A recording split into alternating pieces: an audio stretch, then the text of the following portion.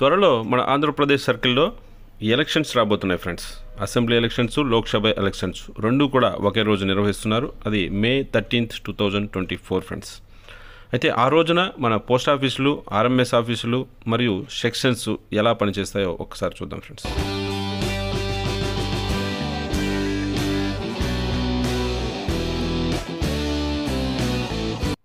భారతదేశంలో ఉన్నటువంటి ప్రతి ఒక్క పౌరుడికి ఓటు వేసే హక్కు ఉంది ఫ్రెండ్స్. అదేవిధంగా డిపార్ట్మెంట్లో పనిచేసేటువంటి ప్రతి ఒక్క ఎంప్లాయీ కూడా తన ఓటును వేయడానికి తనకి అవకాశాన్ని కల్పించాలి ఫ్రెండ్స్. సో అందుకోసమే ఈ ఇన్స్ట్రక్షన్స్ అనేటువంటివి ఎప్పుడూ ఇచ్చారు ఫ్రెండ్స్. సో ఆ రోజు ఎక్కడైతే అసెంబ్లీ ఎలక్షన్స్ కానివ్వండి లేదా లోక్సభ ఎలక్షన్స్ కానివ్వండి ఎక్కడైతే జరుగుతాయో ఆ కాన్స్టిట్యున్సీలో అంతా కూడా ఆ రోజు గవర్నమెంట్ ఆఫీసెస్ అన్నీ కూడా మూసివేయవచ్చు అని ఆర్డర్స్ ఇవ్వడం జరిగింది ఫ్రెండ్స్. అంటే ఆ కాన్స్టిట్యున్సీలో ఎక్కడైతే ఎలక్షన్స్ జరుగుతుంటాయో అక్కడంతా కూడా సెంట్రల్ గవర్నమెంట్ ఆఫీసెస్ అలాగే ఇండస్ట్రియల్ ఆఫీసెస్ అన్ని ఆఫీసెస్ని క్లోజ్ చేసుకునేటువంటి అవకాశం ఉంది ఫ్రెండ్స్. సో కాబట్టి మన పోస్ట్ ఆఫీసులన్నీ కూడా రాబోయే May 13 మూసివేయబడతాయి ఫ్రెండ్స్. అంతేకాదు కానీ మన ఉద్యోగస్తులకి ఎక్కడైతే ఓటు ఉంటుందో అక్కడికి వెళ్ళి ఆ ఎలక్షన్స్ రోజున ఓటు వేసేటువంటి హక్కు కూడా ఉంది ఫ్రెండ్స్. సో దానికి తగినట్టుగా వారికి స్పెషల్ CL కూడా ఇమ్మని చెప్పి ఆర్డర్స్ ఇవ్వడం జరిగింది ఫ్రెండ్స్. సో మన గ్రామీణ డాక్ సేవకులు ఎక్కడెక్కడో పోయి ఉద్యోగాలు చేస్తున్నారు ఫ్రెండ్స్. సో వారందరూ కూడా ఆ ఎలక్షన్ రోజున May 13 వారి యొక్క ఊరికి వచ్చి ఓటు వేసి వెళ్ళడానికి స్పెషల్ CL కూడా గ్రాంట్ చేస్తారు ఫ్రెండ్స్. సో ఇక మన ఆంధ్రప్రదేశ్ సర్కిల్ మొత్తం కూడా ఆ స్టేట్లో ఉండేటువంటి పోస్ట్ ఆఫీసులన్నీ కూడా అడ్మినిస్ట్రేటివ్ ఆఫీసెస్, పోస్ట్ ఆఫీసెస్ అన్నీ కూడా ఆ రోజు మూసివేయబడతాయి ఫ్రెండ్స్. ఇక ఆర్ఎంఎస్ విషయానికి వస్తే మనకి ఎటువంటి పబ్లిక్ హాలిడే వచ్చినా ఆర్ఎంఎస్ ఆఫీసెస్ మాత్రం వర్క్ చేస్తూనే ఉంటాయి ఫ్రెండ్స్. అయితే ఆ రోజు వారికి కాంపెన్సేటరీ ఆఫ్ అనేటువంటిది ఇస్తారు ఫ్రెండ్స్. ఆ రోజు పనిచేసినందుకు గాను మరొక రోజు సెలవు తీసుకోవచ్చు లేదా దానికి అనుగుణంగా OTA కానీ చెల్లించడం జరుగుతుంది ఫ్రెండ్స్.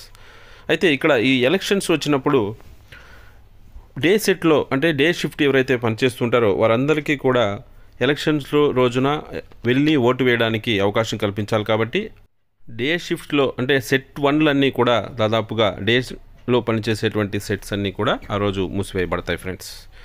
నైట్ డ్యూటీస్ మాత్రం ఉండేటువంటి అవకాశం ఉంది. అది ఆ యొక్క సర్కిల్ ఆఫీస్ వాళ్ళు ఆ డెసిషన్ అనేటువంటిది తీసుకుంటారు ఫ్రెండ్స్. సో సాధారణంగా పగులునే ఎలక్షన్స్ ఉంటాయి కాబట్టి ఆ రోజు వేసేసి నైట్లో వర్క్ చేసేటువంటి అవకాశం ఉంటుంది. కాబట్టి నైట్ సెట్ అన్నీ కూడా పనిచేసేటువంటి అవకాశాలు ఉన్నాయి ఫ్రెండ్స్. సో అయితే నైట్ సెట్ పనిచేసినందుకు కానీ వారికి కాంపెన్సేటరీ ఆఫ్ కానీ లేదా OTA కానీ చెల్లించడం జరుగుతుంది ఫ్రెండ్స్. ఇక సెక్షన్స్ విషయానికి వస్తే ఇవి చాలా డిఫరెంట్గా ఉంటాయి ఫ్రెండ్స్. ఎందుకంటే ఒకరోజు ఇక్కడ బయలుదేరి మరొక రోజుకి వేరే ఊరిలో ఉండిపోవాల్సినటువంటి పరిస్థితి వస్తుంది ఫ్రెండ్స్. ఆ తర్వాత రోజు మాత్రమే వారు తిరిగి వస్తూ ఉంటారు.